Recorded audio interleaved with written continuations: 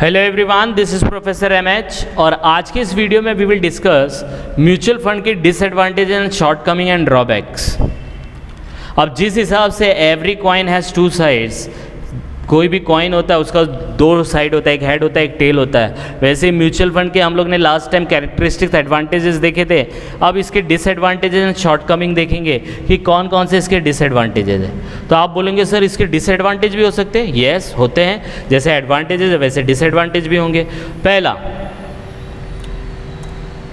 Mutual fund में under perform. अब mutual fund में अंडर परफॉर्म मतलब आप जिस म्यूचुअल फंड में पैसा लगा रहे हो सकता है 1 साल के बाद वो 10% रिटर्न देने वाला था, वो हो सकता है 2% रिटर्न दे रहा हो या 3% रिटर्न दे रहा हो, ऐसा भी हो सकता है। क्योंकि that depends on based on the fund manager, उसने कहाँ कहाँ इन्वेस्टमेंट किया।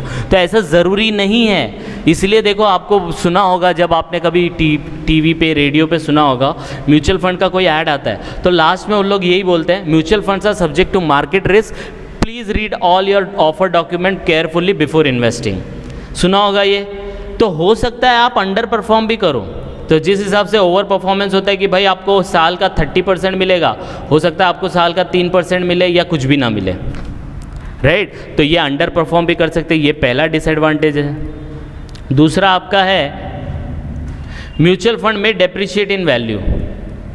अब ये डेप्रिशिएट इन वैल्यू कैसा होगा?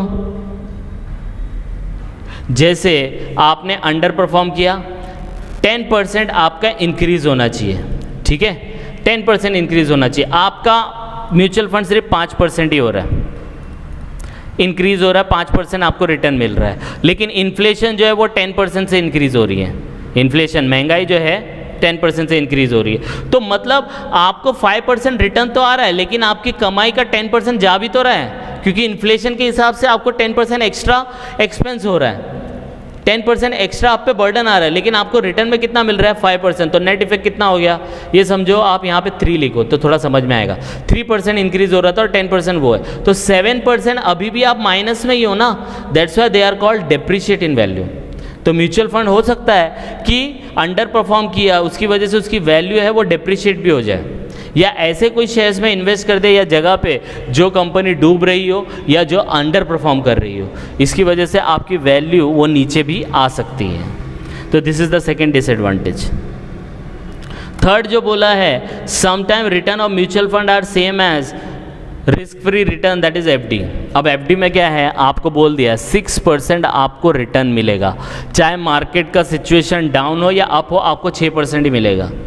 तो कभी कभी म्यूचुअल फंड का जो रहता है वो भी रिटर्न 6% ही रहता है, लेकिन वो रिस्की रहता है। 6% मिला, कभी कभी 6% भी नहीं मिलता है, 0% मिलता है। तो ये रिस्क है ना, तो ये रिस्क फ्री रिटर्न है, तो ये डिसएडवांटेज है। तो लोग म्यूचुअल फंड में क्यों इन्वेस्ट करें? भाई एफडी में ही करते हैं ना, जिसमें श्योरिटी है 6% तो मिलेगा ही मिलेगा। तो ये डिसएडवांटेज हो गया ना। जब आपको एफडी में सेम रिटर्न मिल रहा है और सेम रिटर्न म्यूचुअल फंड में मिल रहा है, तो हम लोग फिर म्यूचुअल फंड में रिस्क क्यों ले? एफडी में ऐसा अनाउंसमेंट नहीं होता है कि FD are subject to market risk, नहीं, वो फिक्स है तो फिक्स है। तो कभी कभी ये जो रिटर्न होता है म्यूचुअल फंड का एफडी के साथ क्या हो जाता है, इक्वल हो जाता है। तो फिर मतलब क्या हो गया, रिस्क लेके। तो ये थर्ड डिसएडवांटेज हो गया। नेक्स्ट बोलता है, बहुत इंपॉर्टेंट है, जरा ध्यान से सुनना, म्यूचुअल फंड मिनिमाइज रिस्क को मिनिमाइज करता है थ्रू डाइवर्सिफिकेशन, बताया था, but does not insure maximisation of return. Share price double but the mutual fund does not. अब इसको समझना है ना, तो एकदम सिंपल तरीका बताता हूँ। आपके पास 1 लाख रुपया था, बराबर है, कितना था? 1 लाख रुपया था। 1 लाख रुपये में 50,000 आपने शेयर मार्केट में इन्वेस्ट किया और 50,000 आपने कहाँ पे किया? म्यूचुअल फंड में। म्यूचुअल फंड आपको हर साल का 10% दे रहा है, लेकिन ये शेयर में आपने डाला, वो 1 साल के अंदर ही डबल हो गया, तो ये तो 100% मिल गया ना आपको रिटर्न। तो आपका म्यूचुअल फंड ने आपका रिस्क तो कम किया, क्योंकि डाइवर्सिफिकेशन करता है, वो चारों तरफ इन्वेस्ट करता है, लेकिन मैक्सिमाइज रिटर्न क्या है, इसकी श्योरिटी नहीं है। क्योंकि देखो, जिस शेयर का प्राइस 1 साल में डबल हो गया, तो म्यूचुअल फंड का प्राइस डबल हुआ क्या? नहीं हुआ, उसको 10 साल लगेगा डबल होने के लिए। तो म्यूचुअल फंड में क्या है, रिस्क तो कम होता है, लेकिन इसकी श्योरिटी नहीं है कि रिटर्न मैक्सिमम मिले। क्योंकि आपने शेयर में इन्वेस्ट किया जिसमें 100% रिटर्न आया 1 साल के अंदर, और 1 साल में आपको यहाँ 10% आया है। तो सेम टाइम में रिस्क तो कम करता है, लेकिन ये श्योरिटी नहीं देता है कि आपको मैक्सिमम रिटर्न मिलेगा। तो ये भी एक इसका डिसएडवांटेज है। नेक्स्ट बोला है कि selection of mutual fund based on past performance जो किया था, पास्ट में भाई उन्होंने 10% रिटर्न दिया, 12% रिटर्न दिया, 14% रिटर्न दिया, ऐसा रिटर्न दे रहे हैं, तो हम इस बेसिस पे इन्वेस्टमेंट करते हैं, भाई ये तो हर साल इंक्रीज हो रहा है, इस बेसिस पे हम लोग इन्वेस्टमेंट करते हैं। लेकिन अगर हम लोग ने शेयर में इन्वेस्ट किया तो हम लोग क्या देखते हैं, कंपनी देखते हैं, कंपनी को एनालाइज करते हैं, वो जो प्रोडक्ट बेचती है उसका क्या स्कोप है वो देखते हैं, राइट। तो पास्ट परफॉर्मेंस, अब हो सकता है, एग्जाम्पल दूंगा मैं यहाँ पे एक स्टूडेंट का, कोई स्टूडेंट है जो 10th में और 12th में बस जस्ट पास हुआ था, 35% आया था, तो इसका पास्ट परफॉर्मेंस है। अब इस बेसिस पे हम लोग ये नहीं बोल सकते कि इसका TY में 35% आएगा, TY में उसने मेहनत किया और उसको 80% आया।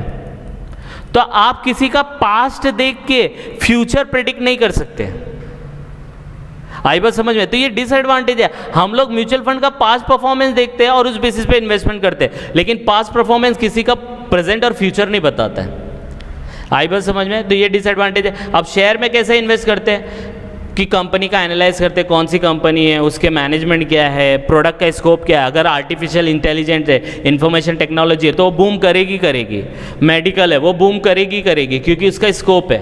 लेकिन ऐसी कंपनी का कर रहे हो आप जिसका आगे स्कोप ही नहीं है, ऐसे प्रोडक्ट को वो प्रमोट कर रही है, तो उसमें इन्वेस्ट करना बेकार है। तो इसीलिए म्यूचुअल फंड का ये डिसएडवांटेज है कि ये पास्ट परफॉर्मेंस को देख के हम लोग इन्वेस्ट करते हैं, लेकिन पास्ट परफॉर्मेंस उसका प्रेजेंट और फ्यूचर नहीं बताता, ये इसका एक डिसएडवांटेज है। तो सिलेक्शन करने के टाइम पे उसका पास्ट परफॉर्मेंस देखते हैं, ये एक इसका डिसएडवांटेज हो जाता है, क्योंकि किसी के पास्ट को बेस बना के हम लोग फ्यूचर प्रेडिक्ट नहीं कर पाते। नेक्स्ट बोला है cost related to mutual fund, बहुत सारे कॉस्ट इन्वॉल्व होते हैं म्यूचुअल फंड खरीदेंगे, entry load, exit load, other expenses, brokerage, commission, बहुत सारे एक्सपेंसेस है। तो ये म्यूचुअल फंड के एक्सपेंसेस जिसकी वजह से उसका मतलब थोड़ा महंगा बोल सकते हो आप, लेकिन आपको पता है मैक्सिमम 2.5% चार्ज करते हैं, लेकिन वो भी एक खर्चा ही है। 100 रुपया कमाया तो 2.5% मतलब 2.5 रुपया आपका कम हो गया, है ना। तो ये cost related to mutual fund है, ये भी इसका डिसएडवांटेज है कि इसमें चार्जेस लगता है। Next, when there is a transfer of mutual fund, जब आप ट्रांसफ़र करते हो मतलब सेल करते हो, तो उसके ऊपर बहुत सारे रिस्क आ जाते हैं। मतलब आप बेच दिए, सेल कर दिए, तो आपको फीस देना पड़ेगा, कमीशन देना पड़ेगा, टैक्स देना पड़ेगा, और आपने ये तो ट्रांसफ़र बोला है वन कंपनी टू अनदर, एक इनसे दूसरे स्कीम में गए तो, लेकिन आपने उसको लिटरली सेल कर दिया तो कैपिटल गेन लगता है, और कैपिटल गेन पे आपको पता है 15% शॉर्ट टर्म पे लगता है और लॉन्ग टर्म पे 10% आफ्टर 1 लाख रुपीज़। वो तो जब मैं आपको कैपिटल गेन समझाऊंगा तो उस टाइम पे वो क्लियर कर दूंगा। तो ये सब भी इसके चार्जेस हैं कि शॉर्ट टर्म में 15% टैक्स लगेगा और लॉन्ग टर्म में 10% लगेगा। And last one, mutual fund में transfer at higher price is holding to sister concern to show its NAV। आपको पता है म्यूचुअल फंड का जैसे शेयर का प्राइस होता है वैसे म्यूचुअल फंड का NAV होता है। तो NAV को ज़्यादा दिखाने के लिए आप अपने ही सिस्टर कंसर्न, मतलब आपकी ही कंपनी का दूसरा जो डिवीजन या दूसरा जो पार्ट होगा, सिस्टर कंसर्न होगा, रिलेटेड पर्सन होगा, उसको आप ट्रांसफ़र कर देते हैं हायर प्राइस। तो पैसा तो आप ही के पास रहेगा ना, आप एक हाथ से दूसरे हाथ को 100 रुपया दे रहे हो, लेकिन उसका भाव 100 रुपया नहीं चल रहा है, 80 चल रहा है। तो when you transfer at higher price, तो आप नोशनल गेन के लिए आप अपने म्यूचुअल फंड को अपने एक डिपार्टमेंट से दूसरे डिपार्टमेंट सिस्टर कंसर्न को ट्रांसफ़र करते हो। तो ये एक डिसएडवांटेज हो सकता है। तो ये डिसएडवांटेज कैसा, अब एक म्यूचुअल फंड ने, उसका एक है A डिपार्टमेंट और दूसरा उसकी सिस्टर कंसर्न है, मतलब उसी की कंपनी है B।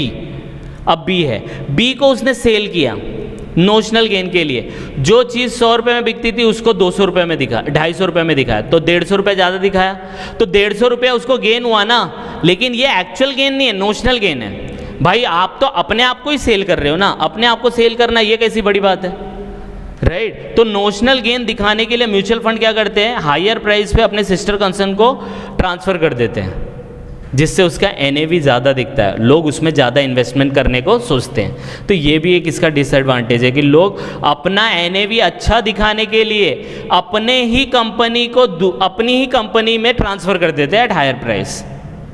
तो these are the some disadvantages, shortcoming and drawback of mutual funds. आप इसको गो थ्रू करो।